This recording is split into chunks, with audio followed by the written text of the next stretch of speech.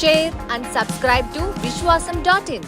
Cricket ప్రపంచమంతా ఇప్పుడు మోగిపోతున్న పేరు జీజీ గౌతమ్ గంభీర్. కోపిష్టి, గొడవలు పడతాడు. ఒకరిద్దరితో తప్ప ఎవ్వరితోనూ సఖ్యంగా ఉండడు. రాజకీయాలకు దెబ్బతిన్నాడు.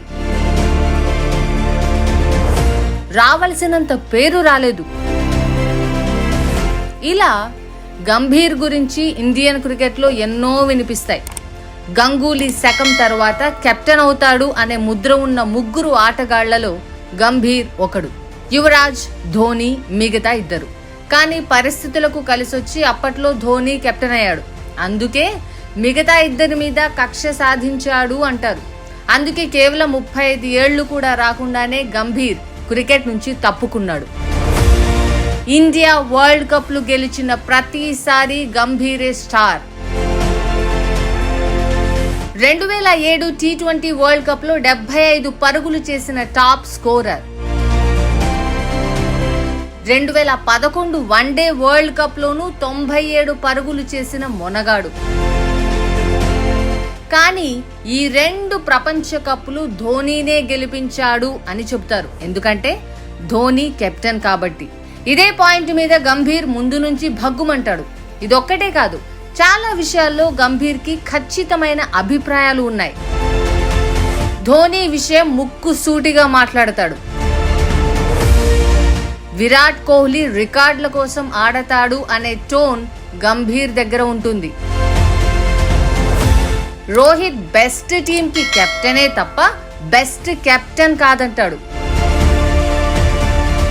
దేశీ టాలెంట్ ని పట్టుకుంటే క్రికెట్ కి భవిష్యత్తు ఉంటుంది అని చెబుతాడు.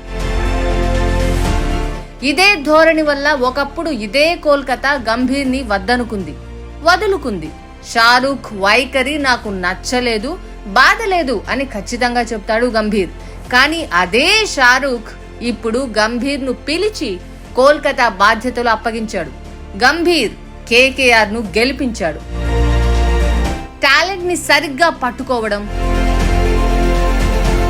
ఒత్తిడిని తట్టుకోవడం, ఎవరి బలాలు ఏంటో అంచనా సరిగ్గా వేయడం, ఇదే సింపుల్ గా గంభీర్ కోచింగ్ టెక్నిక్. అందుకే సీజన్ అంతా సునీల్ నరైన్ చెలరేగిపోయాడు.